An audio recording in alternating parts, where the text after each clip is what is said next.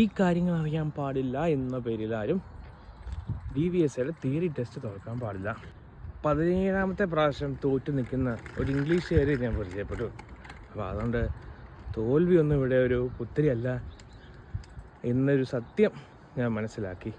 തിയറിയോട് തന്നെ അസോസിയേറ്റ് ചെയ്ത് ഓരോ സെക്ഷൻ ബൈ സെക്ഷൻ ഏകദേശം 13ഓളം സെക്ഷൻ 100ഉം 200ഉം ക്വസ്റ്റ്യൻ വീതം ഓരോ സെക്ഷനിലുണ്ട്. ഓരോ ആൻസർ അറ്റൻഡ് ചെയ്യുമ്പോൾ തന്നെ ആ ആൻസർ ശരിയാണോ തെറ്റാണോ എന്ന് അവിടെ നിന്ന് അറിയാനും അതിൻ്റെ ഒരു സ്മോൾ എക്സ്പ്ലനേഷനും ഓരോ സെക്ഷനിൽ തന്നെ. ഒരു സെക്ഷൻ 100 ക്വസ്റ്റ്യൻ അറ്റൻഡ് ചെയ്തു, അടുത്ത സെക്ഷനിലേക്ക് പോവുക. അങ്ങനെ 13 ക്വസ്റ്റ്യൻ ഏകദേശം ഒരു ഫോർ എക്സാമ്പിൾ ഒരു 800 ക്വസ്റ്റ്യൻസ് നമ്മൾ അറ്റൻഡ് ചെയ്തു ഒറ്റ ടൈം. എന്ന് നമ്മൾ റിവ്യൂ ചെയ്യുക.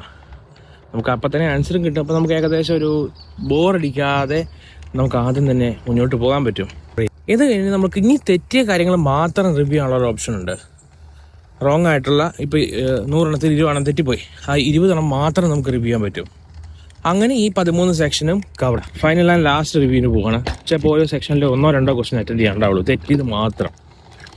ഇങ്ങനെ ടൈം എടുത്ത് ആ ഒരു പ്രോസസ്സ് കംപ്ലീറ്റ് ചെയ്താൽ തന്നെ നമ്മുടെ തിയറി പാർട്ട് 100% സ്ട്രോങ് ആവുകയാണ്.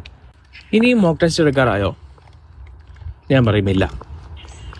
ഇനി പ്രാക്ടീസ് ടെസ്റ്റ് എന്ന് പറഞ്ഞാൽ ഓരോ സെക്ഷനിലും 20 ക്വസ്റ്റ്യൻസ് ഇത് അറ്റൻഡ് ചെയ്യാനുള്ള ഒരു സെക്ഷനുണ്ട്. അതായത് 20 ക്വസ്റ്റ്യന് ശേഷം അറ്റൻഡ് ചെയ്ത ശേഷം മാത്രമേ നമുക്കറിയുള്ളൂ എത്ര എണ്ണം തെറ്റിപ്പോയി ശരിയായെന്നുള്ളത്. സോ ഫസ്റ്റ് അറ്റംപ്റ്റിൽ അത് ആൻസർ ചെയ്യുക, അതിനുശേഷം റിവ്യൂ ചെയ്യുക. അപ്പോൾ അറിയാം നമുക്ക് 20ൽ എത്ര മാർക്ക് കിട്ടുന്നുണ്ട്. ഇപ്പോൾ ഏകദേശം നിങ്ങൾക്ക് ഒരു 80 to 90% താഴെ 80 to 85% ആൻസേഴ്സ് വന്നു തുടങ്ങും. കോൺഫിഡൻ്റ് ആയോ? നോ. ഇനിയാണ് original mock test. 50 questions 53 minutes. നമുക്കതൊരു അരമണിക്കൂർ തന്നെ ചെയ്യാൻ പറ്റും. ഈ 50 ക്വസ്റ്റ്യൻസ് അറ്റൻഡ് ചെയ്യുമ്പോൾ ശ്രദ്ധിക്കേണ്ട കേസ്, ഇത് സീരിയസ് ആണ്, ചുമ്മാ പിള്ളകളിയല്ല.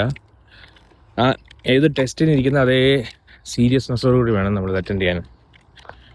ചെയ്യുമ്പോൾ നമുക്ക് ഡിസ്റ്റർബൻസ് ഇല്ലാത്തൊരു പ്ലേസിൽ ഇരിക്കുക, കോൺസെൻട്രേറ്റ് ചെയ്യുക. ഓരോ ക്വസ്റ്റ്യനും അതിന് വേണ്ട സമയം എടുത്ത് തന്നെ ചെയ്യുക. ഡൗട്ടുണ്ടോ അത് ഫ്ലാഗ് ചെയ്യാനുള്ള ഓപ്ഷനുണ്ട്.